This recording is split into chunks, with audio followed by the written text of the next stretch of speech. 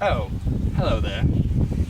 Nigel Oswald here, and I'm here to tell you about the wonderful world of the Anseriform.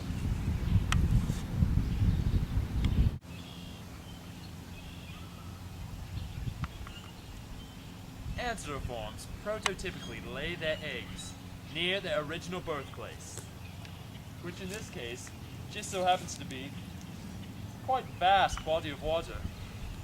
I found a few eggs from this local mallard here, and I have them here.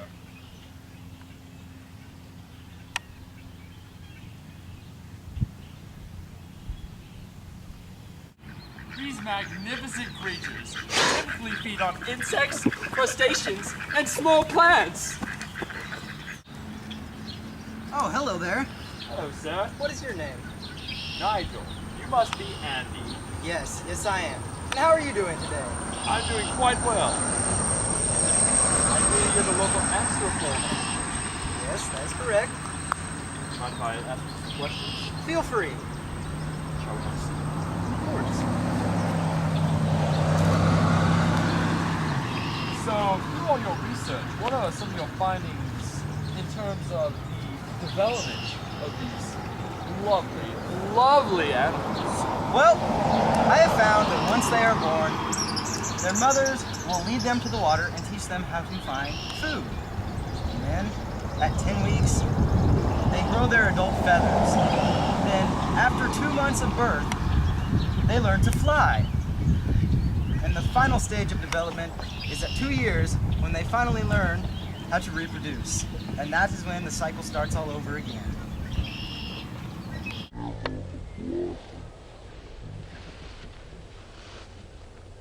To find out some more about the Passeriforms, we asked a real expert. We asked a member of the board on the East Central Illinois Bluebird Society, Roy Schottler. Now you see here, this is a prototypical bluebird nest. You can see this from the short, small grasses and the fact that it's built its home in this finely built birdhouse here.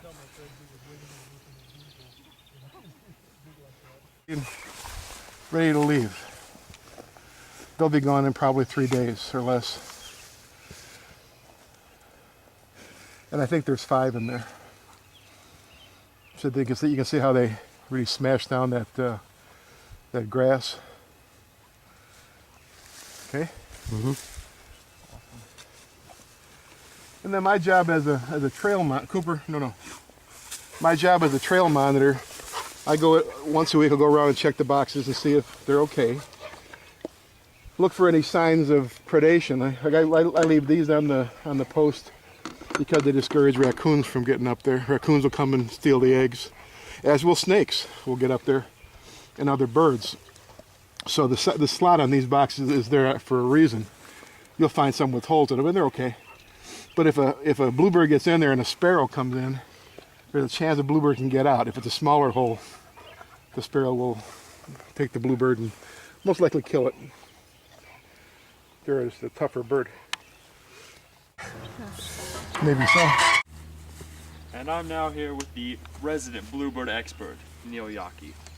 So, sir, what can you tell us about the gender differentiation of these beautiful species of birds? Well, let's start out with the male today. The male is a brighter blue throughout its body, and it has a rusty red breast.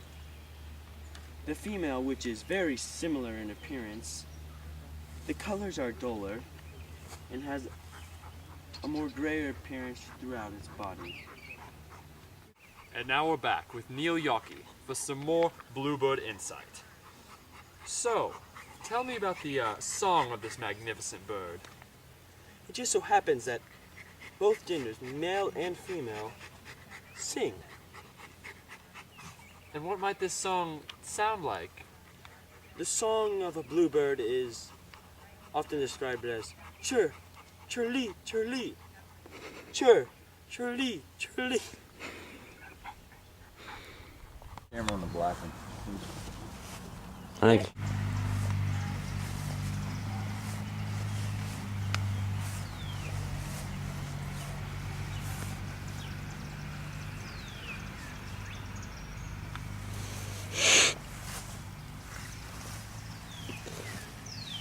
Hello. Next we will be taking a look at the Columbiformes, with a little assistance from Scott and Tanner Abendroth.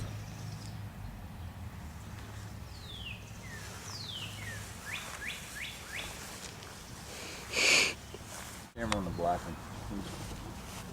one. Here we have some beautiful pigeon eggs. Here we have some baby pigeons. It takes about 17 days for them to hatch, and then after about 2 weeks they'll grow up into one of these beautiful young pigeons. You can tell here the difference between a homing pigeon and a roller pigeon by the large chest muscles on the homing pigeon for long flights and the smaller chest muscles here on the roller.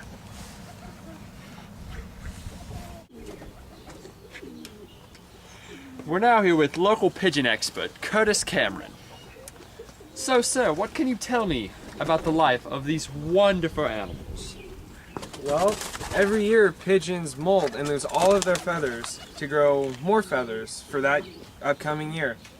Also, pigeons and doves are the only types of birds that care for their young with crop milk. Once baby pigeons become old enough to get off their mother's crop milk, they eat all kinds of grains and seeds, such as these maize seeds you see here. Camera on the black one.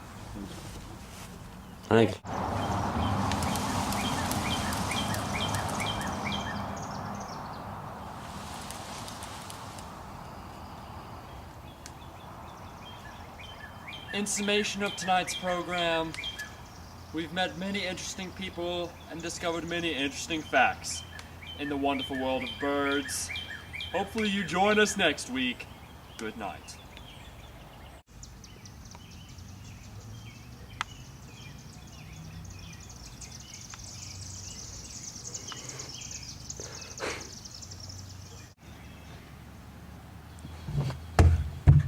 Curtis,